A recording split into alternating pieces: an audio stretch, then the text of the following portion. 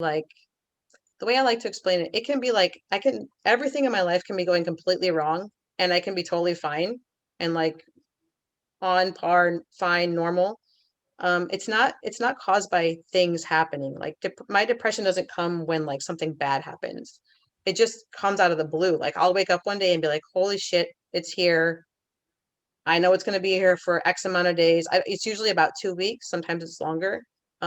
I have tried my entire life to fight against it and to say, no, I'm not going to get depressed. I'm going to go work out. I'm going to get dressed. I'm going to go to work. I'm going to do this. It's not something that I can fight against. At 41, I finally, with my husband's help, realized like it's a chemical imbalance in my brain.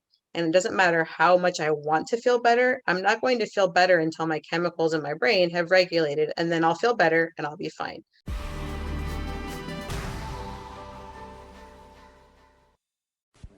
Welcome back to MOMnation Unscripted. Now, a word from our sponsor. Hey y'all, Katie here, founder of MOMnation and owner and operator of Team EvoAZ at eXp Realty, your go-to gal for anything real estate in the state of Arizona. I am the sponsor of today's show. I will link my page and information in the show notes so you can quickly and easily get in touch with me should you need anything real estate, any advice, or maybe you're looking to get into the business. I sure hope you enjoy today's show. Thanks for listening. Hey MOMnation, it is Katie again, and we are here with another episode of MOMnation Unscripted. This is season 4, episode 13, and I'm really excited to dive into our guest and her story today. So just keep in mind, if you guys are interested in being a guest on the show, please follow us at MOMnation. You can, the handle is at MOMnation, and that is on our Facebook page, at MOMnation USA, actually on our Facebook page and on our Instagram. You can feel free to message either one of us as well, and we would be happy to talk to you about getting on the podcast. What are we looking for, Cher? We're looking for inspirational women. Who else are we looking for the podcast? Yeah, if you are an expert, you have something to share that might help moms, families, children connect with us. That is really what we're all about. Awesome. Absolutely. This is definitely where we share inspirational stories, useful information, and, we discuss a variety of women / mom / wife / sister / boss ladies. Exactly. Related topics. So without further ado, welcome to my beautiful co-host, Sherry Ramo. How are you doing today? Hi, everyone. I'm great. I'm super refreshed after this weekend. I feel like we both had some awesome things happening this weekend, right? Yeah. So tell me about your trip. Oh my God. I am still there, I think, in spirit. I'm here in body, but I'm there in spirit. We brought our boat to Lake Havasu. Yeah. So for those of you who don't know, Lake Havasu is in western Arizona. It's right on the border of, we were actually in California for a hot minute. So it's right on the border of California and Nevada. I think it also touches. Yeah. And it's super fun. It's a huge lake, but it's also the Colorado River. And the Colorado River, if you've never been there, the lake is gorgeous. It's very clear. I come from New Hampshire, and our water is very clear in New Hampshire. You can see straight down the bottom in many lakes, depending on how deep it is. But it's mountain runoff springs and stuff like that back there, right? Well, here in Arizona, I sort of noticed that wasn't the same until I went to the Colorado River. Have you been?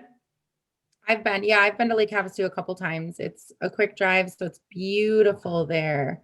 I wish we could have met this weekend, but we'll definitely plan another trip to go there with the kids, like you said. So, 100%. We were on the boat all day long. We boated to lunch. We boated to dinner. We saw jet ski races. I mean, it's a bit of a party. So there's some areas that I probably wouldn't boat through with the kids. Well, spring so it was spring break. Yeah. And let me tell you, it was. But there's a bunch of parks and plenty of beaches, and it's just so fun. I had such a good time. We didn't want to come back. And usually, like at the end of our vacation, we were only there a couple days, but usually the last day we're packing up. We're like, oh, it's going to be great to get home, sleep in your own bed, get the kid, all that. We were like, hell no, we're trying to find excuses to stay. That's awesome. Yeah. How about you guys? Looks like you had fun too. Yeah, so it's spring break for my kids as well. We went to Oceanside, San Diego, La Jolla. We had so much fun. My aunt and uncle, Pseudo, they're family friends. So they've been around since I was born and got to go hang out with them. They live in La Jolla and have this amazing view. So that was fun. And it was just nice to get away from the military base and everything and just to kind of escape. So, and the weather's perfect. I did get a little bit of a sunburn, if you can see. I But see. yeah, that happens everywhere that I go with the sun. So it's inevitable. But the kids had a blast.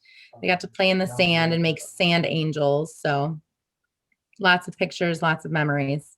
Oh, that's so fun. And the little one, I bet she was having a blast. Oh my gosh, she was literally like covering herself in sand. And I'm like, oh, have fun. Do it. That's not going to feel good, sister.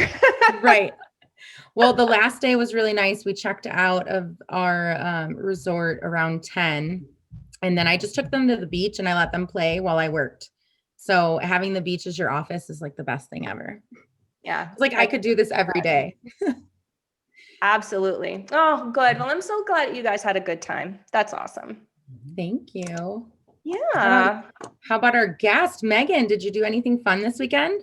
We did not do anything. We actually watched college basketball all weekend. My husband and I are big college basketball fans, so March is our favorite time of year. Mm-hmm. So we just sat on the couch, ate chicken wings and pizza, and watched basketball. I It was have to fun. know, who's your team? All my teams are out, so now it's down to like no teams that I actually want. I'll go for Gonzaga because I think they're going to win it all. So, I work for Grand Canyon University, so I was just oh, I curious. was rooting for them. I really wanted them to do something in the tournament since they were the only Arizona team to get in, but Right. no luck. They have a basketball team? I didn't know that. They're pretty Heck good. yeah, we're Division 1, man. Yeah. Nice. Yeah, And is your uniform purple? My favorite color. of course. No, we have purple. We have white and purple, and then I don't know what the dark colors are. You guys have a dark, I think it's black and purple. They're Yeah. nice. They're nice uniforms, actually. I'm a big uniform watcher, so I like to find the teams with the best uniforms, and Grand Canyons are nice. Pre-COVID, actually, our work sends all of us there for the WAC tournament. We usually go there and we stay in Vegas and we do like leadership development and training, but then we also get to watch the games. So it's really cool. That's awesome. It sounds like my wardrobe when you talk about their Black jerseys. and purple. Black and purple. I thought you were so working on including more than black. I was. So gray came into the mix. All right, I forgot about gray. No, really though. I found out, which was, I mean, you're looking at me and you're probably like, yeah, duh, Kitty. But I found out that I'm more of a warm tone than a cool tone. So that's why purple worked for me, because I think it works for everybody. It was what my little designer said. But she's trying to get me more into like the army greens, which I like, and you know, the oranges and stuff like that, because apparently I'm warm. But anyway. Wow. Awesome. Well, Megan, so nice to have you on. I cannot wait to start diving into your story. I was reading the thing that you submitted to us, you know, that little application that we have our guests submit, Sherry. Yeah. And I was reading over it again last night, and I'm super intrigued to hear how everything unfolded for you and how you got from point A to point B. So let's take us all the way back to young Megan and when she started this journey, and tell us about her, sister. Let's see. Young Megan grew up in a very dysfunctional household, and I was in foster care from the ages of 9 to 11. My parents both lost custody of myself and my brothers, and so we were in the system for a couple years, jumped around from different family members. Kind of just had a crazy life. And then when I was 11, my mom got remarried and we moved from Illinois to Arizona. So we moved here with no family here to have a fresh start. And it was really a difficult thing for me to be taken away from my, aunts and uncles, cousins, grandparents, everybody. But that's actually when I found out how much athletics would mean to me. We moved out here and I just didn't fit in. I went to a very small school. There were like 75 kids in the whole school from grades K through 8. and everyone had been in school together forever. And I was the new kid, and I was just had no idea how to fit in. And so I started running track and cross country, and I was good at it. And the interesting thing is, when you're good at something in junior high, people like you because you're good at something. And so I just really started at the age of about 11 to just really pour myself into athletics. And it's been who I am my entire life since then. Um, in high school, I started dating, and I ended up with a boy who was physically abusive to me. And at the time, I didn't have any way to tell anybody. I didn't know what to say. I think my mom and my brother knew, but I don't think they knew what to do about it. So I was in that relationship, and it was funny because he was also an athlete, and he was a wrestler. And so he was bulimic, which is not something that a lot of boys are, but wrestlers are under a lot of pressure to maintain weight, make weight. And so he taught me how to be bulimic. And so when I was 15, I started that with him, and it was obviously very unhealthy. But we did it together, and it just started me into a spiral of an eating disorder. I had an eating disorder from age 15, and I feel like I've probably could say that I was fully recovered around 38. So most of my life, I had an eating disorder. Let's see, I don't know where to go next. So I was with that boy for about 3 years, and then my best friend reached out to a boy that I had been friends with for a long time and said, "Hey, can you help Megan get out of this relationship? She really needs to get out of this relationship. It's dangerous, it's bad." At the time I was living with my boyfriend and his mom, and I was 17, I think. Yeah, I was 17. And this friend of mine who I had known my whole life said, why don't you come to church with me? And I thought, oh God, I don't want to go to church, but I'll try it out. So I tried it out, and unfortunately for me, did not know that it was actually a cult.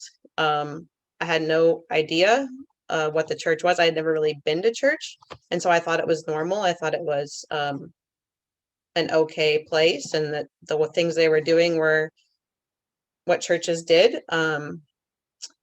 So about age 17, I started to go to that church, and they were telling me, the pastors and the people around me were telling me that my anorexia and bulimia was a demon inside of me. And so they would try to pray for me and cast demons out of me and lay hands on me and speak in tongues and all these crazy things.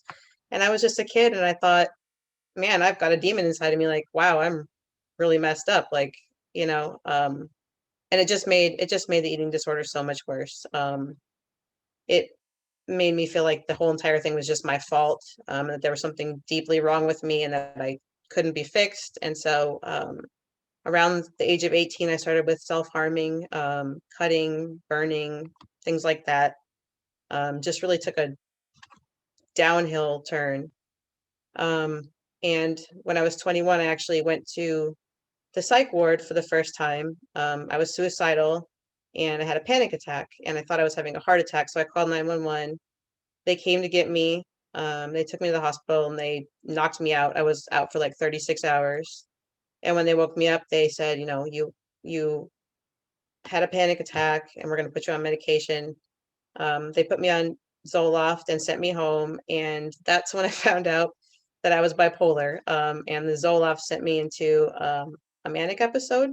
And it was the first one I'd ever had, and I didn't know what it was. I was 21. I lived by myself. And so, yeah, it was a really difficult time. But during that time, I found a place in Wickenburg called Remuda Ranch. It's no longer called that. It's called the Meadows now, but it's an eating disorder facility. And I went there for 90 days, and it honestly and truly saved my life. Just I wouldn't be here if I hadn't gone there. So yeah, I was there for 90 days, went through very intensive counseling, group counseling. Um, it's an equestrian program as well, so they have horses there. You learn how to take care of a horse, ride a horse. It was eye-opening for me. It was life-saving for me. while I was there, my counselor said, you can't go back to Tucson. I'm from Tucson. They said, you can't go back there. You need to get away from that church. It's a cult. You need to get away from those people, from your parents. You need to start over again. And so that's how I got to Mesa. Actually, a girl that I was in treatment with was a physical therapist, and she lived in Scottsdale. She got to Remuda about a month after me, so she had about a month longer than me to stay. And she said, just take my house. Go, here's my keys. Go stay in my house in Scottsdale. Right by what is that place called? It's up on Shea. It's like a shopping center. I'm not sure what it's called, but she gave me the keys to her house and said, stay here until you find somewhere to stay. And so I stayed there. And in between all this, I'm sorry, skip back just for a second. I went to the University of Arizona. I got my teaching certificate there. I'm a teacher. I was a teacher. I'm not a teacher anymore. But I tried to find a teaching job up here in Mesa, and I had only had a year of experience under my belt and just couldn't find anything. And my friend that let me use her house was coming home. So she said, hey, sorry, but you gotta go because I gotta come home. So I found a roommate actually through a church message board. I wasn't going to the church at the time, but I was referred there by a counselor. So this church has a message board where you can find a roommate. So I moved in with this woman, and unfortunately for me, the eating disorder treatment, it stopped me from being anorexic. I was not anorexic anymore, but it made, so here's a thing that they say in treatment is a woman is either anorexic and then she dies, or she's anorexic and then she's cured, or she's anorexic and then she's bulimic. There's not like any other three choices. And I went from being anorexic to being very bulimic again. And so my roommate that I was living with was a Christian lady, and she was not from the church I was at before that was a cult. She was from a completely different church, but she thought that my behavior, my bulimia was from the devil. I went to work one day and I came home after work to my apartment. It was in Chandler on Arizona Avenue in Guadalupe. And all of my things were sitting outside. And I tried to get into the house, and the locks had been changed. And so I was here in Mesa. I'd been here for at this time about 3 months with nowhere to live, no way to, I wasn't on the lease. I was just a roommate. I was just, giving her $500 a month to stay there. And so that was the first time that I was ever homeless. I was 23 and I was just homeless. There was nothing I could do. My family was all in Illinois and I was here. And so I was just a 23-year-old with nowhere to go. I stayed in my car for a few days. And while I was staying in my car, I went to an eating disorder recovery program in Chandler. They had an outpatient group, which since has been disbanded. It doesn't exist anymore, but it existed. And I went to it and I just said, hey, I'm homeless. There was a girl there that was staying with a couple who had lost their daughter to bulimia a couple years earlier. And their heart and their passion was to try to help girls that were struggling with an eating disorder. And so I went to their house, talked to them. They said, move in. And so I moved in. It was amazing. They didn't ask anything of me other than I just be respectful and take care of my space. They didn't ask me for rent or anything. So I stayed there for about 7 months, and it allowed me to just work and save up my money, pay off my car, get myself together. And so upon leaving their house, I felt really like I still at the time, I mean, I was just, as far as saying I have an eating disorder, I don't know. I mean, I'm sure there's people listening that have had one or have known someone that has one, but it just was all consuming. I mean, it was like wake up in the morning, first thing I think about all day long. I mean, just I weighed like 110 pounds and was just counting calories all day, and just, at one point running about 20 miles a day. I would get up at 5 o'clock. I would go set water bottles out. I'd drive in my car and go set water bottles out along the path, and then I'd go run 20 miles, and then I'd go to work. And it was just very compulsive and terrible. And my body, I was hospitalized several times between high school and the age of 38 for just dehydration, different medical problems, heart issues, just because my body was like, why are we still doing this? We've been doing this for a long time. Let's stop. So when I was living with that couple, I met a man who was good looking. He had a nice car. He had a good job. I really liked him. We dated for 6 weeks and he proposed. And one of the girls I was living with was like, do not marry him, run away. You guys have known each other for 6 weeks. But I was a very broken person. I didn't have any of my family. I'm estranged from my parents, so they were not involved in my life. So I just met this guy and thought, this guy's great. Let's do it. So we got married. He was from Ohio, and as soon as we got married, he's like, let's go to Ohio. And I thought, okay, I'll go to Ohio. I've got nothing here holding me here. I'm just free to go. We went to Ohio. I got pregnant really quickly. I was on birth control, but they had told me that I would never get pregnant because I had not had my period for so many years, being anorexic and bulimic, and I got pregnant super fast. And within about 3 weeks of getting pregnant, I realized that the man that I had married was physically and mentally abusive, and I was in Ohio with him where his family lived, and I knew no one. So it was pretty terrifying. He he came from a really rough background. He was in foster care from the ages of 2 till 11, was adopted when he was 12. But he had a lot of issues that I didn't see in the first 6 weeks before and he told me eventually that the reason he proposed to me so quickly is because he knew that I would not stick around. Um, he basically was on his best behavior, for those 6 weeks, and then we got married, and then he let it all hang out. Um, So I was in Ohio with him, and he was, don't want to go into too much, but he held a knife to my neck. He put me underneath a mattress and sat on top of the mattress. I was pregnant. And so that was scary.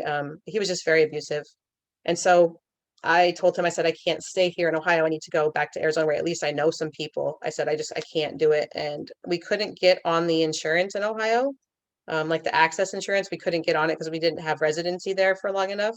So I told him, like, hey, the only way that we can have this baby is if we go back to Arizona because I can get on access. So he believed me for that. And we came back out here. And so I came back to Mesa, was living with him. He was trying to behave a little better, but it still was pretty bad. And I was like, okay, as soon as, I get on my feet after this baby, I'm going to leave him. I'm going to, you know, go out on my own and figure this out. Had my son, Alec, my baby boy, who I adore and love so much. He's changed my life. Um, while I was pregnant with him, I couldn't be on medication. So that was the first time that I stopped taking medication as an adult. It was very difficult. Just a lot of really bad mood swings, not sleeping. It was a really rough time in my life being pregnant with him. Being in that situation I was in with his dad and being bipolar and not being on any medication, it was really rough. And my doctors were having me come in for stress tests every week just because they were worried about the baby. I wasn't gaining enough weight, just still struggling with the eating disorder. Was kind of a mess. Had my son and went back to work within 3 weeks because we needed the money. The man that I married, the man that I was with, could not keep a job. So we were on access, on food stamps. I was trying to work. I worked at a group home actually for teenage girls, and I worked 24-hour shifts. So he would drop my son off during the day, and then at night he would come pick him up, and I'd stay the night with the girls. And when my son was 4 months old, I was back on my medication, but I started having a really bad manic episode. And I was like, wow, something's really, really wrong here. Went to the hospital. They didn't hospitalize me. They just ran labs on me and stuff. And I was pregnant. Um, I was breastfeeding and on birth control and was not supposed to be able to have kids. And I was pregnant. And my son was 4 months old, and I was in this terrible relationship, and it was terrifying. I didn't know what to do. Um, I really, getting an abortion crossed my mind. But had those tapes playing in my head from that cult that I belonged to, and about, just like how bad that would be. Because I had never thought of it myself. I just knew what the church had taught me. And so I had all these things in my head, and I was like, okay, I'm going to have this baby. And I'm I don't know how I'm gonna get away from this guy now because I'm gonna have two babies and I can't, I don't know what to do. Had my daughter, and when my daughter was 3 months old, I decided, okay, I'd had enough. And so I left their dad. Um, what I wouldn't say I was homeless, but I stayed with several different friends. I would sleep on the couch. I took my kids with me. My one friend Rachel had two autistic teenagers, and she let me move in with her with my two babies. I had a 1 year old and a 4 month old, and she let me move in. And so we stayed there as long as we could. And I just found out that I couldn't do it. I couldn't take care of the kids and work and make it work. And so I got back together with their dad, just as a way to, you know, try to make it through life. We ended up finding a really cheap apartment, and it was in a really bad area of town. It was kind of in Mesa. Um, I can't really think of what the area is called, but it's like 8th Avenue and Country Club. It was just not a good area, but it was the only thing we could afford. So their dad and I moved in together, and it went right back to what it was. It went right back to just terrible, abusive nonsense. And I decided to stay off my medication so that I could try to breastfeed my daughter, and I started not sleeping. And so I started drinking pretty heavily at night to try to fall asleep, and it didn't work. Then I went on Ambien, that didn't work. I was just a mess. And at the same time trying to work, I was working odd jobs, cleaning houses, doing whatever I could. And then in the afternoons, I was a sports coach for kids in elementary school. So that I was using I couldn't find a teaching job. And even if I could have, I didn't have daycare, so it wouldn't have worked out. So I was teaching after school, and my husband was supposed to be working during the day. One day I came home early from work, and he was home, and I was like, "What are you doing here?" And he's like, "I quit my job." So we were in this very cheap apartment. I was making like $12 an hour, like 20 hours a week, and he quit his job. So we were just stuck again. Um, and I went down to the lady that owned it was a family owned apartment. It wasn't like a corporate owned place. It was just like some duplexes. And so I went down to her and I just explained to her what was going on. And she said, "You can stay here as long as you need to for free if you will kick him out and not have him on the premises of these apartments ever again." And I was like, "Okay, cool. I'm good with that."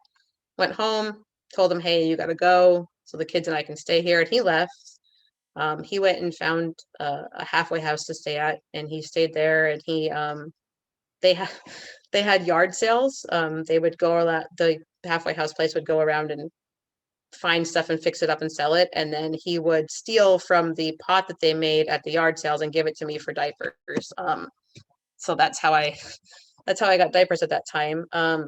And one day I had to work, and I had been dropping my kids off to anybody who would watch them. They were 1 and almost 2. I'd have a friend watch them one day. I'd have a lady from church watch them another day. I'd have a lady from church's grandma watch them one day. I mean, my kids were just going everywhere. They were never in the same place 2 days in a row. And thank God for those people. I mean, I had people that at the church, I was going to a normal, like regular church now, with like a normal Christian church. And there were so many kind people there that were like, "Drop them off. We'll watch them." My babies were very sweet babies. They were good kids. And so I was super lucky to have people reach out to me and just be like, "I'll watch them." But one day I couldn't find anyone to watch them, and I needed to go to work. So I called my ex and said, "Hey, can you come to the apartment for like 5 hours while I go to work?" And Eileen, the lady that owns the place, she cannot see you. You have to stay inside. She cannot see you. And he said, "Yeah, I'll come. I'll come watch him."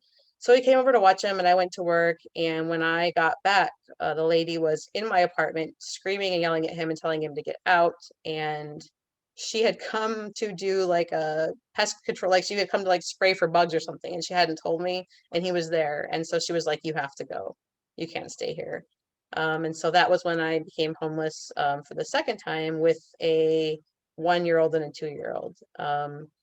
And that was an experience that I will always hold very deep in my heart. It taught me so many things. Basically, she gave me 2 days to get out. I had some friends come help me clean.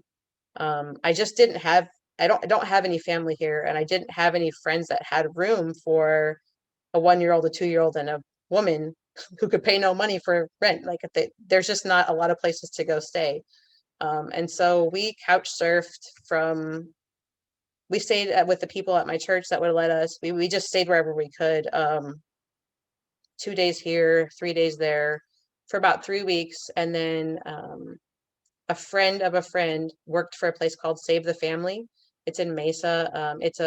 It's a transitional living facility. And a friend of a friend of mine was a case manager there, and she was like, "Let me see what I can do for you." And so she got me in with their program. So I was super lucky. We were only really homeless for about 3 weeks, and then we got moved into Save the Family. It was a little duplex. It was just me and my kiddos. It was $400 a month, and we could make it work. So we moved in there. Um, and then I got a job. There was a school right down the street, so I got a job at the school. But my teaching certificate had expired by then. I hadn't kept up with it. Life had been so stressful. I hadn't been teaching. And if you're not in the classroom, then it doesn't automatically renew. And so I went to work there as a teacher's aide. And I worked 35 hours a week, but I only made $12 an hour. And so my entire paycheck, and also when you work for a public school, they take out retirement, whether you're a salaried person or not. So they were taking like $300 a month out of my checks for retirement, and there was nothing I could do about it. I made like $1,200 a month and got like 300 a month taken out. And so we my kids and I were on Access. Obviously, we were on food stamps. We lived at Save the Family. But still, it was just not enough. Like I couldn't buy diapers for two kids, buy formula, take care of all their needs. Their dad had at this point dropped out, was not around anymore. And so I found myself for the first time standing on a street corner. I was stood on Alma School in the 60 with a sign just saying like, "Hey, can you help? Please help. Anything helps." And I was there for probably about an hour and a half, and it was a really terrible experience. People don't look at you. People glance at you, and then when they see you looking back at them, they look away. People turn their music up. People lock their doors. I mean, it was just really, really, really eye-opening for me the way that people look at homeless people. They look at homeless people like they're trash, and like they didn't know me. They had no idea that I'm here alone. I have no family. I work 35 hours a week, and but I need diapers. Like, um, it was a very sad experience. It made me feel really sad about humans and the way that we look at each other and the way that we treat each other. Um, I had people yelling terrible things at me, people yelling at me to get a job, people yelling at me they were going to call CPS. I mean, just all kinds of stuff. And then I had made about $25 in about an hour and a half, and then a cop came and was like, "You need to leave. You can't be here."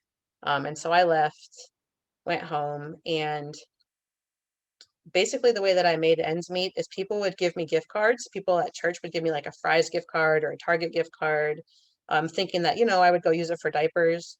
And basically I would sell those gift cards on Craigslist and then use the money to pay my rent, or, pay my power bill. Um, and the saddest story that I have from that period of time, that period of just being homeless and being broke, was that someone gave me $100 Target gift card.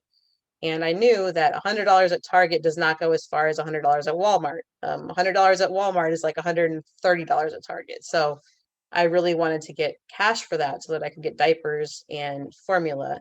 Um, and so I posted, $100 Target card for $80, so I figured $80 at Walmart will get me a little bit more. I was stupid, didn't really understand how like the gift cards worked or whatever. Some lady, called me and was like, "Can you send me the gift card number so that I can check and see if it's a valid gift card?" And I was like, "Okay." So I sent her the gift card number, and she's like, "Okay, I'll meet you at Target in an hour to buy it from you." So I went to Target, and then I got a text while I was in the parking lot. "Oh, well, I'm not coming anymore.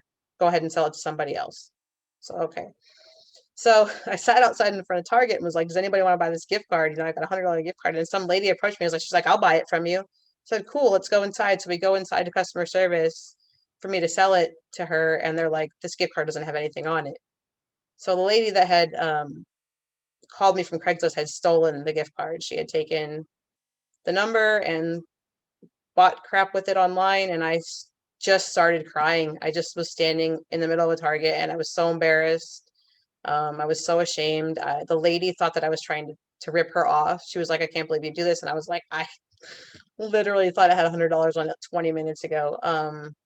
It was the most embarrassing and like just dehumanizing thing that I had ever seen, like felt. It was awful. I left, I sat in the Target parking lot for probably a half an hour, and my babies cried in the back seat, and I cried in the front seat, and we just all sat there and cried. Like it was just, it was just the worst feeling that I have ever had. And I've had a lot of really terrible things happen to me in my life, but just that feeling of like, I texted that lady back and I said, I just want you to know that you just took my baby's diapers and formula. You just stole my baby's diapers and formula, and they're innocent babies. Um, yeah, that was the hardest moment. But so I ended up getting on Wick, and this is all going to sound really bad, but this is what some single moms, some single moms have child support, some single moms have, family nearby that can watch their kids. Some single moms are lawyers that make $150,000 a year. I was a single mom who made $12 an hour. And so I would go to get my Wick stuff. I would breastfeed as much as possible. I told them that I wasn't breastfeeding, but I was. So I would get extra formula, and I would sell formula on Craigslist and get like $8 for a can of formula and then go buy diapers. Having two kids in diapers when you make $12 an hour is really not, it's not doable. Like it's just not doable. And so yeah, I was like committing fraud, like selling my WIC stuff. I would sell my food stamps. I would say, hey, I'll give you $100 of groceries. You can use my card, and you just give me 80 bucks cash so I could pay my SRP bill. So yeah, I was just like fraudulently doing stuff to try to make ends meet. And the thing that was crazy about this is nobody that I worked with knew this. Everybody just thought I was like a normal person that just like worked at the school. Um, Nobody knew. It was just very like I kept it under wraps. During this whole time, one thing that I kind of wanted to point out through this talk was just about how difficult it is to get help for mental health issues in Arizona. Um, so during this time I was on Access, which when you're on Access, they send you to whatever behavioral health facilities are available for you. And I went to a place called Partners in Recovery. Um, I was trying to, work, take care of my kids, live, and I was see a new doctor like every 2 months because the doctors would just quit. You would see a doctor, you would get on medication, it would start to work, and then that doctor would quit, and then a new doctor would come in and put me on a different medication. Um, During that time, I was on 22 different medications. I saw 8 different doctors, and just one new doctor would come in and not like a medication and take me off of it and put me on a new one. There's nothing I could do about it. I had no say. When you're on Access for mental health care, you don't have a choice. You don't have a say. If they want to put you on a certain medication, you either take that or you don't take anything. You don't get to choose anything. And so my kids were 4 and 5, and I had basically like just a mental breakdown just from changing medicine so much, and had to go to the hospital. And so I was in the psych ward for 14 days, and my kids had to basically just house hop from. I had one friend that took care of them for a few days. Their dad came back and watched them for a couple days. They just my kids just couch surfed for 14 days while I was in the hospital. And the people at my work, like I said, had no idea. They had no idea that I was bipolar. They had no idea that I was homeless. They had no idea anything. And so they asked my son, because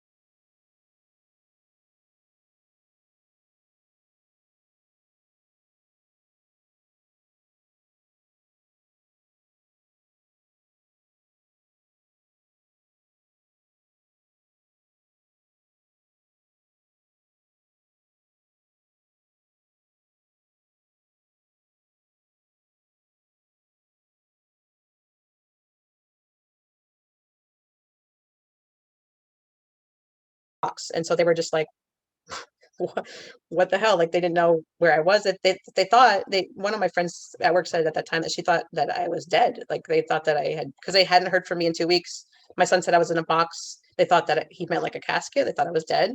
So that was interesting when I got out to have to like try to explain that. But I didn't want anyone at my work to know, about my mental illness or whatever. So I just told them that I had gotten really sick and had gone to the hospital. And they're like, "Why didn't you call?" My boss was like, "Why didn't you call?" Um, that was really tricky to try to like work that situation out without anyone finding out. But yeah, I hid my life from everyone. I was very ashamed of it. I was very ashamed to be bipolar. I was very ashamed to be homeless. I was very ashamed to be um, on food stamps, all of it. I was so ashamed for all of it. And now when I look back at it, I'm 41 now. That was, all in my early 30s, late 20s, early 30s. I'm so proud of myself. Like, I mean, my kids were never in danger. My kids were always taken care of. They were always fed. They were never neglected. And a lot of people that are in my position that are, have mental illness and don't have family around are people that are on the streets and are people that can't take care of their kids. And so I feel really blessed and really lucky that, my kids never, they don't remember. My kids are 13, 12 and 14 now, almost 13. They have no idea that we ever lived in a homeless shelter. They thought we lived in a house. We just made it work. They just, they don't know that they were ever on food stamps. They have no recollection of any of this stuff. They are normal kids, growing up the way they did. They're just totally awesome kids. They're normal. They don't have any psychological issues. They don't have any behavioral issues. They're just good, really good, sweet kids. So yeah, so then I kept doing that. And then one day, this is kind of a crazy part of the story. One day I was sitting at my house at Save the Family. And my boss, my principal at my school, had asked me why I wasn't a teacher. He's like, didn't you graduate with a teaching degree? I said, yeah. Well, why aren't you a teacher? I said, well, I didn't want to explain how my certificate had expired. I just said my certificate's expired. He said, well, why don't you look into, getting a new certificate? So I looked into it, and I would just need to go to the community college, Rio Salado College. It's not community college. It's a post baccalaureate program. But it was like 40 credits. It was like $4,000. I could totally do it. So I was like, okay, I'm going to do it. I'm just going to save up some money and go for it. So I'm sitting in my house one day, my kids are visiting with their dad, and I get a knock on my door, and I'm like, I thought it was a neighbor kid. So I'm like getting ready to go tell the neighbor kid, oh, they're not here right now. They're with their dad. And it was actually my father, who I hadn't seen in 14 years. I hadn't seen him in 14 years because I told him to never contact me again. He's a very bad person. And he was standing at my door. So I was like, what are you doing here? He said that he had hired a private investigator to find me, and he had found me, and he um, saw the position I was in and said, I will give you $10,000 if you will have a relationship with me. This was a person that I was taken away from when I was 9 years old. So obviously that was not a good choice, but I had to choose that money for my kids. And so I let him back into my life, took the money, got out of Save the Family because my time was up. Actually, you're supposed to stay there for 12 months. They let me stay there for 24 months because they were just really compassionate, and they understood the amount of things that I was trying to overcome, and they just said, stay, you can stay, just don't tell anybody you're staying, because other clients can't know that you're here for 2 years. And so I had, at the time, I had like 2 months left when my dad contacted me, and I was like, well, I've got to take the money. I don't have a choice. So I took the money, and with that money, I was able to get an apartment. He co-signed with me for an apartment. So I was 34, and I had my first apartment by myself with my kids. And since he gave me that money, I used the money that I was getting from work to go back to school. So I went back to school, went to Rio Salado at night. I have pictures of my kids laying on the floor in the apartment, like just waiting for me to get done with my homework. It was hard. I was working 35 hours a week still, and I was going to school full time, and I had them full time. Um, but I made it work. I finished. I got my elementary ed certificate. And so I got a teaching job, which was awesome. But letting my dad back into my life was really, really bad. He he started to kind of control what I could or could not do. He would say, I'll give you this money if you do this. If you don't do this, I won't give you money.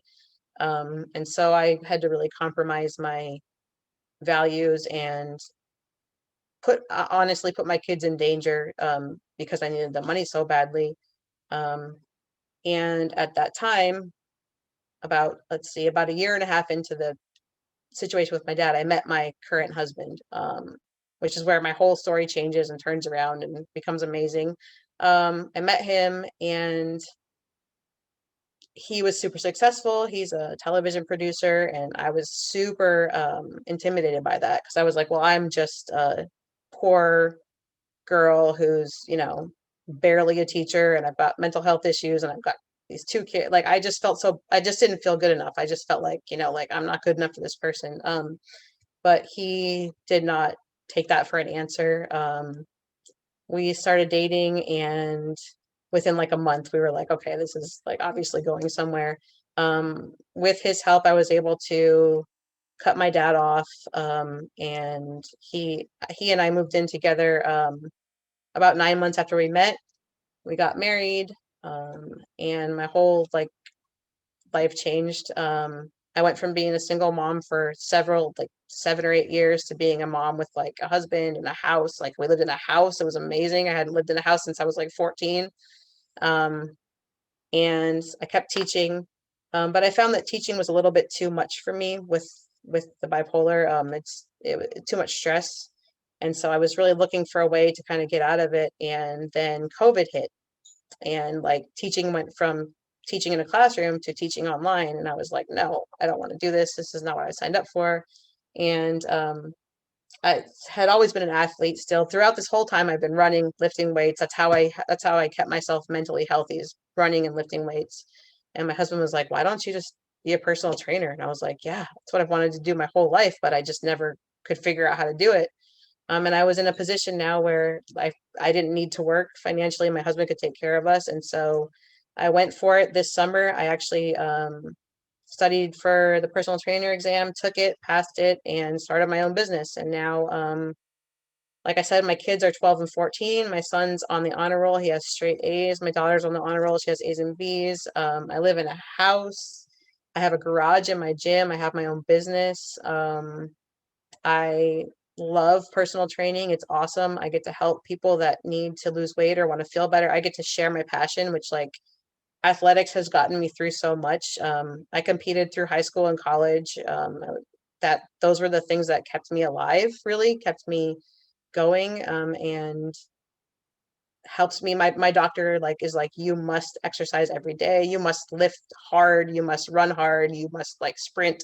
Like, she's telling me, like, you have to do all these things if you want to stay sane. And so I do those things to stay sane, and they make me feel awesome, and now I get to teach other people how to do it. And it's just an amazing like turn for my story. I've been with my husband for 6 years now. And like I said, my kids don't even know. They don't even know like the background that they come from. They just think that they live in a loving house with a mom and a dad, and my kids think I'm awesome. My kids think I'm like super strong, and they think I'm like a badass, which is really cool. So yeah, that's kind of my story, in a nutshell. Absolutely amazing. I mean, share, how mind blown are you right now?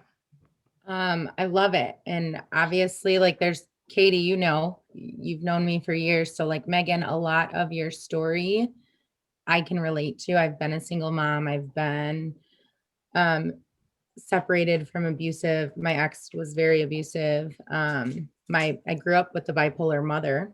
So like a lot of the things that you talked about, I can relate to. I can understand. When you talked about the box, when you were in the psych ward. So my sister, I had gone to the Navy and then came back. And so she's a teenager. We're 8 years apart. And she was in a psych ward. And the box that you talked about, like, that's exactly what the room looks like. And you said you don't have your phone. They literally take everything from you. Yeah. Her hoodie strings, they took out literally everything. Like, people don't understand how bare minimal, like, you can't have shoelaces. So just you painting that picture, I can relate to it. And I did have some questions. I was taking notes in case you guys were wondering what I was doing to highlight. Me too. But I have some questions especially because my mother's bipolar. Okay. And I don't have a relationship with my mother at all. And so some of those things that you were talking about, like cutting out your family, like people don't understand how difficult that is It's like so difficult. because these people are blood, right? And so Right.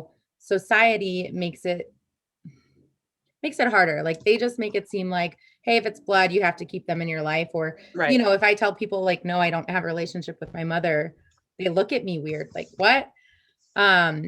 So I'm so glad that you were able to, even after that. And I understand, having that moment in time where you had to, give in and, needed his help. I get that. But then for you to still turn around and cut it off or whatever. But I have some questions for you. So the cult, if we go back to that point, did your friend know she was in a cult?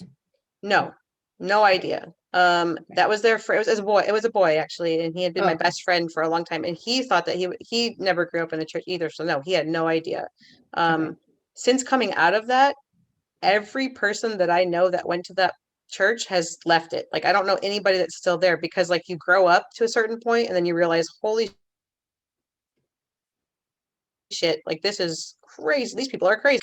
Yeah. So, but had I not gone to treatment, I don't think I would have left there. I think I would still have been in there, But no, he Yeah. did not know that he was in a cult. He had no clue. Okay. And then I had another question, and this is kind of stemming from me being a child of someone with bipolar disorder. So you said you were pregnant. Obviously, you had to go off your meds. After that, was it hard for you to choose and decide to go back on meds? Because No, okay. not at all, because I knew that I needed them. I'm a type of there are some people who with mental illness feel like, okay, it's under control, I'm going to go off my medicine. I don't do that. I've done it too many times. I know like it's not going to be a good thing. So no, it was not hard for me at all. Okay. And Well, not that there's no judgment for people that don't take medication. It's just me personally, I know I need to. mhm. Well, and I think it's crazy too. You brought up a lot of things about like access, right? Yeah. And so, of course, people have all of their different thoughts on people in access and WIC or whatever. I've been a single mom too. I've been on WIC and access at some point in my life as well. But I think that if you haven't experienced it and you haven't been on that, you don't understand that there's no continuity. You don't have a say in things. And so I like that you brought that up because it brings awareness about like you didn't have the same doctor for long.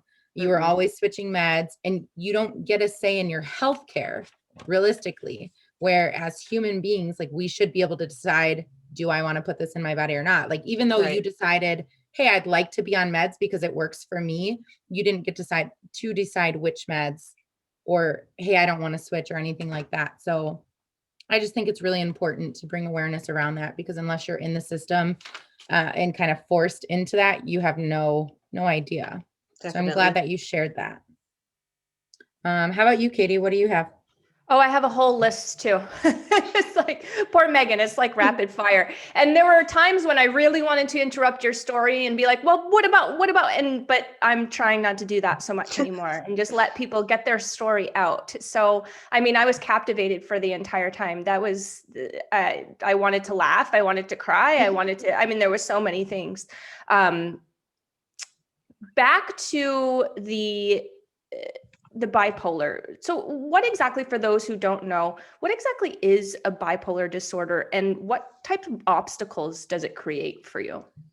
I feel like this is one of the, we're in this culture right now where it's this cancel culture, right? Where like you can't make fun of anything, but I still will sit and watch a TV show and they'll make fun of like, oh my God, she's bipolar. Like, wait a minute, why is that okay? Like, it's not okay to make fun of anything else, but you still see people having just a stigma towards it. Like there's just a huge stigma towards it still. And people don't know what it is. And a lot of people, I get upset because people think that like bitchy women who like, change their mind a lot, oh, they're bipolar. No, they're not. They're just a bitchy lady that changes their mind. Like bipolar is not what people think it is. They think it is like where you get really angry or you're really mean, which some people, that is how it presents itself. Like Sherry, I know that you said your mom is bipolar. I don't know what experience you had with her, but it can be different from person to person. But for me, what it is basically like the way I like to explain it, it can be like everything in my life can be going completely wrong and I can be totally fine and like on par, fine, normal.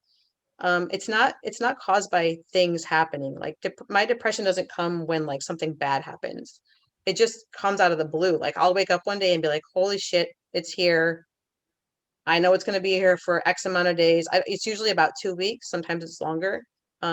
I have tried my entire life to fight against it and to say, no, I'm not going to get depressed. I'm going to go work out. I'm going to get dressed. I'm going to go to work. I'm going to do this. It's not something that I can fight against. At 40, when I finally, with my husband's help, realized like it's a chemical imbalance in my brain. And it doesn't matter how much I want to feel better. I'm not going to feel better until my chemicals in my brain have regulated, and then I'll feel better and I'll be fine. Mhm. So basically, there are different types of bipolar disorder. There's bipolar 1, which is where you have mostly mania. There's bipolar 2, where you have like it's called a hypomania. It's a little bit less of a manic state. And then there's I don't know what it's called, but it's like not otherwise specified bipolar disorder, where it's kind of like a gentler highs and lows. I have Mhm. type 1 bipolar. I have mania. I do have depression too, but I mostly struggle with mania. I've had it for 20 years, and I would say in the last year and a half, I've figured out what it is. It's complete. It's completely out of my control. I can't control. I can treat it with medication. I'm very vigilant about taking care of my health care. Like I go to bed at the same time every night. If I'm going to go to a party or something, like I know, like I could be screwed for 4 days after. Like it could fuck me up if I go to bed at 1 o'clock in the morning. Like Right. I have to be extremely diligent about what I eat, about how I exercise. I can't watch TV too late at night because my brain will just like kick in. Mania basically is what I describe it as. I feel like my body is full of electricity. I am extremely uncomfortable in my body. I One way I explain it too is like, I don't know if you've ever looked at your floor and it's been dirty. You're like, I need to sweep that. It's like the pieces of dirt on my floor are jumping up and hitting me in the face and like, clean me, clean me, clean me. Like I have to Um, clean everything in my house. I have to do all the laundry. I have to get all the baseboards clean. Like it's just crazy. And it's not because I want to do those things. It's because like my brain is just firing so fast to like, my husband will be like, can you sit down? And I'm like, no, I literally cannot sit down. Like it takes over my brain. It takes over my body. I've been doing a lot better. I've got an awesome doctor. I've been with her for 5 years and she's amazing. And I've been doing a lot better. And I had my first episode in a while a couple weeks ago. And when it started happening, I was so mad because I was like, man, it's been like 8 months since I've had an episode. I've been doing so good. It just takes me out of my life completely. I lose days. Like that's the only way I can explain it. I lose days because like I'm in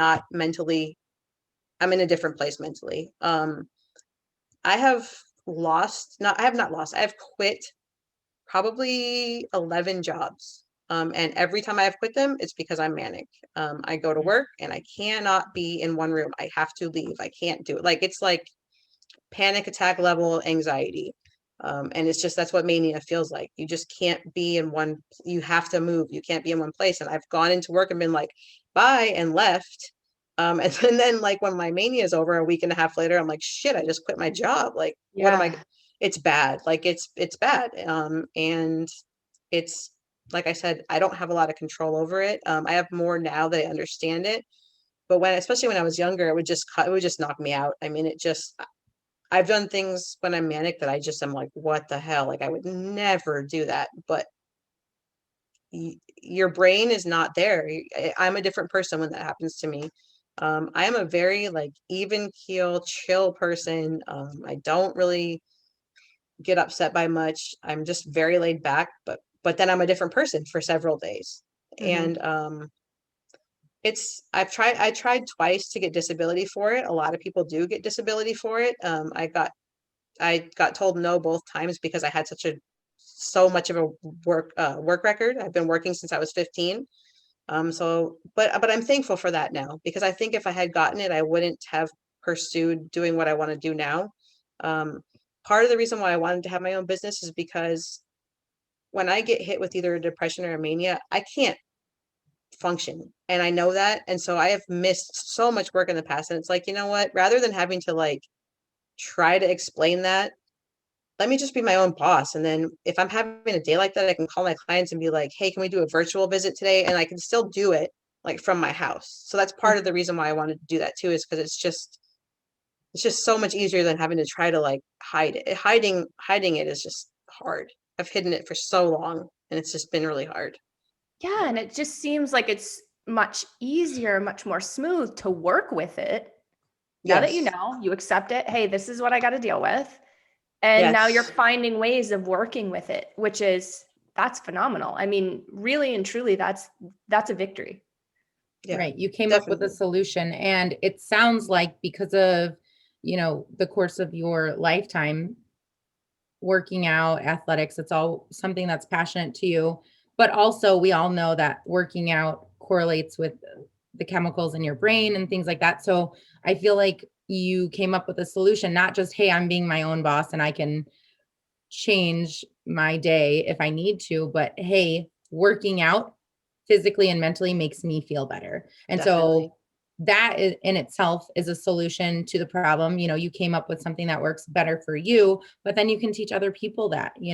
Yeah, definitely. And that's why I want to teach it, because it does boost your serotonin. It definitely helps. And even if I'm super, super manic, like one way that you know is you will see me, I'll be running my ass off. I'll be going like a 6 minute mile down the street because I got to get it all out. And it helps. It gets some of that out. It helps me. When I was doing this last time that I had a manic episode, I was running down the street as fast as I could, and I probably looked crazy because I feel crazy. And some man yelled out his window, "Are you going for the Olympics?" And I was like, "Yeah, totally." No, I'm just trying to get this shit out of my head. But yeah, no, it's definitely helpful. It definitely helps to regulate my illness. When you were talking about mania and trying to like explain it to somebody that wouldn't understand, of course I understand seeing it or witnessing it. My sister's also bipolar, but she went the route of using drugs. And so Yeah. like that obviously makes it worse because it's messing with your chemicals in your brain. But you made me think about something that recently just came up when I was on vacation in Oceanside in San Diego. Have you guys heard of bioluminescence in the ocean? Oh, So, yes, I think I've heard of it, but I don't know what it is. okay, so if you guys, I pulled up a picture. So if you can see, there's these like minerals that are in the ocean at certain times.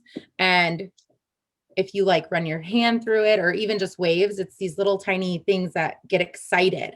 So they bounce off each other and that's what creates the light or the illuminating glow. And so you made me think of that when you're talking about the floor and like just, little things bouncing all over. It made me think of that. So when they're excited, they're just moving around all crazy. But that's, I feel like I can relate or understand that seeing my sister and my mom, like they're just constantly, they can't sit down, they can't calm down, they can't bring Definitely. themselves to that point. So Let's go back to the bulimia, then anorexia, then bulimia. Did you find yourself having body image issues? Oh, What kind of led to yeah. that? Um, so like I said, I was dating that boy and he was a wrestler and he was bulimic. And I just started doing it because he was doing it. Like I didn't even think I needed to. But then my sophomore year, I started getting really good at track and cross country. I was okay. My freshman year, I was okay. I was really good in junior high, like compared to other junior hires. But then my freshman year, I was just okay. And my sophomore year, I started to get better. And my coach actually told me, because I probably weighed 100 pounds at the time. And he was like, lighter is faster. Like the lighter you are. And my high school coach told me that. And I like took that and was like, okay, I want to be good at this. And I would not eat at school. Like I would go through the whole school day, not eat, go to track practice, not eat. I one day in my junior year got taken to the hospital they had to call an ambulance to track practice and take me to the hospital. And I was so dehydrated that I had 4 bags of saline solution at the hospital. And my coach was there. The same coach that said that to me was there. And he was like, you got to eat. And it was like, dude, you're the one that told me like lighter is faster. But definitely had body image. And looking back on it, like bulimia causes like a swollen look in your face. A lot of people don't know that, but your body retains a lot of water when you're bulimic because it's like, what are you doing? Like, why are, I mean, I was using probably like 15 laxatives a day at a certain point.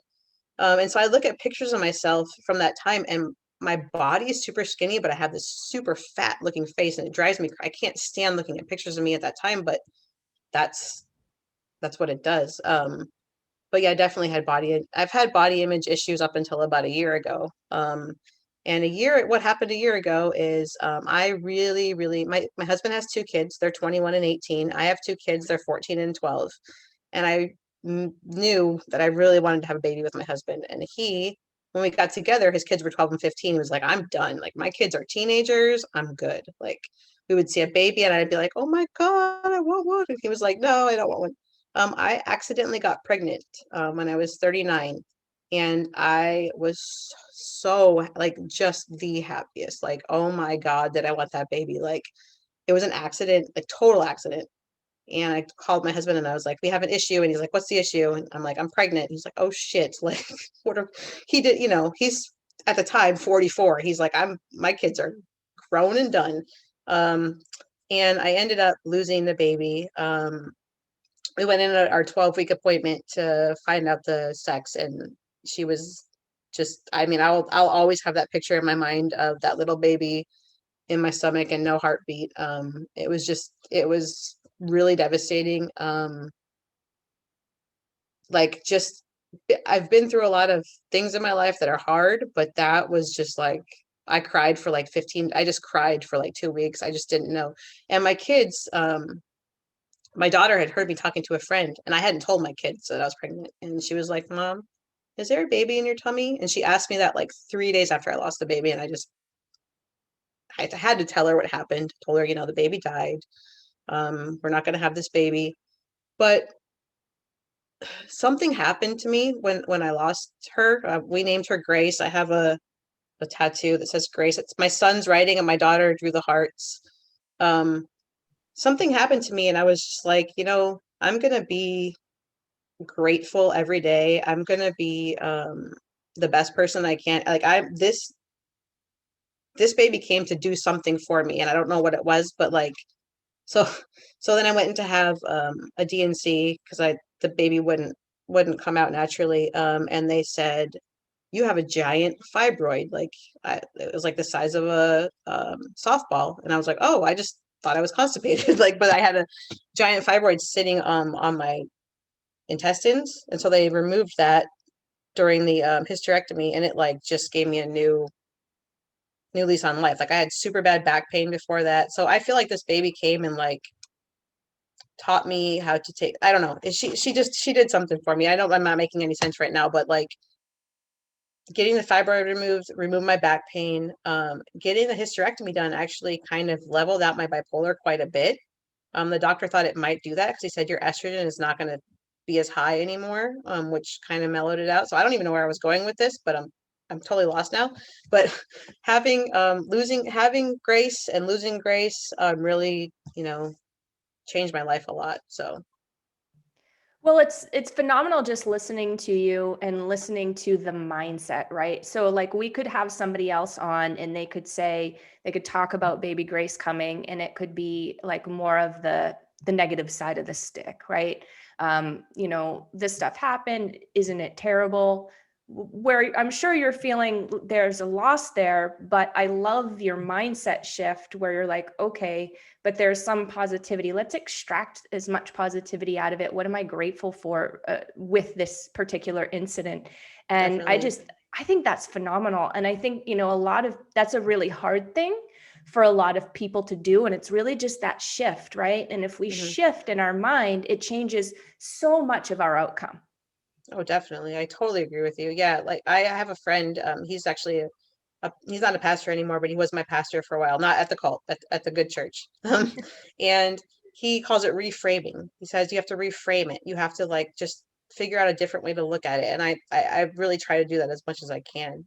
Just look at the situation and then pick out the best way to go about it. And for me, it's like, there's a lot of grief that I didn't have that baby, but there's just a lot of thankfulness for the two kids and two stepkids that I do have, and the relationships that I do get to have with them. So Right. And like you mentioned, extract, okay, if everything that happens, you learn something from, if you've got the right mindset, right? Definitely. So let's extract what we learned from it. Let's extract, hey, maybe I wouldn't have found this health concern that I had. Right. If that, and maybe it would have been, I don't know much about those types of things, but maybe it would have been, more of a situation had you gone to 42, 43, 44, having that. And so I love that. And, there's so much more I want to ask you, but we've got to cut it short. Well, not cut it short. We've been longer than an hour, and I'm like, I have so many more questions for you.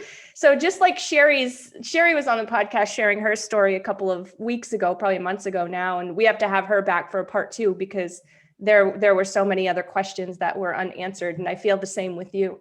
I really feel like this was a phenomenal story. Thank you to the ends of the earth for sharing it with us. There's a few times where I felt like you were getting a little choked up, so I was going to get a little choked up, and then Sherry was going to get a little choked up, and we were just going to have a cry fest. And that's okay too, because you got to get that stuff out sometime. But I really feel like there's a lot of inspiration in this story, especially for other moms that might be in an abusive relationship, find themselves pregnant, find themselves homeless, find themselves dealing with things that you had to deal with.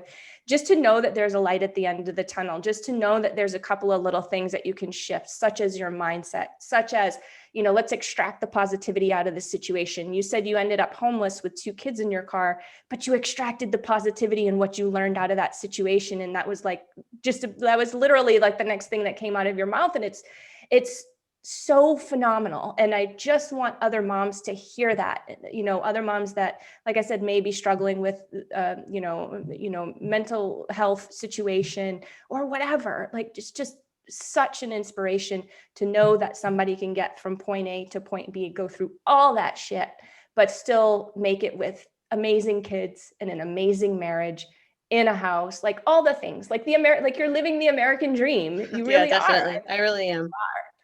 And I love how you brought your teaching background and your love for teaching into what you're doing right now. Definitely, yeah.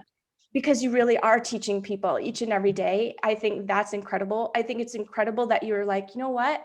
This is me. This is the package I'm in, the body I'm in. This is the obstacles that I have to deal with. And I'm just going to create my life to work around that. And I It's feel taken like a long time to figure that out, but I'm thankful for it. I feel like turning 40 is like a whole new life. Like, isn't it? Yeah, it is. It's great. I Isn't love it? being 41. Yeah. Me too. I'm going to be 42 in June, and people are like, wow, don't you wish you were 30? I'm like, no. No. I don't. And don't even think about taking me back to my 20s because Right? that was just a train wreck. Sherry, you'll be there soon someday. Sherry will cross the 40 Very bridge. soon. Oh, it's fun. You'll love it. It's not scary at all. All right, ladies. Well, Megan, if somebody would like to follow you, connect with you. I mean, a few times you lifted up your arm and I saw, did you see those guns? Sorry. Yes. No, I saw. I want some of those. So if somebody else out there wants arms like that, just like I do, where can we connect with you? So my website is liveempoweredfitness.com. So it's all one word, Live Empowered Fitness. I was trying so hard to find the right name, and all the names I wanted were taken. And so I came up with that one, and I love it now. It's not what I wanted at first, but I love it now. So liveempoweredfitness.com, and Live Empowered Fitness on Facebook. Awesome, Megan. Well, thank you so much. And everybody out there, please, thank you. I mean, it was seriously, like, we got to have you back for a part 2. Yes. Okay. I'm down. Let's do it. I think we should, because I think I have 19 questions I haven't hit yet. Okay. So it'll be a good one. But ladies out there, MOMnation, and everybody else, if you're not in the MOMnation group, that's okay. You can still like, subscribe, download, follow us on your absolute favorite podcast platform. We like iTunes. Some people like Google Podcasts, whatever it is, we're on all of them. So definitely subscribe, download the episodes so that really, Sherry, we just want to get this inspirational information out to more mamas, don't we? We sure do. All right, ladies. Thank you so much. Thanks, Megan. Thank you. Bye. Bye.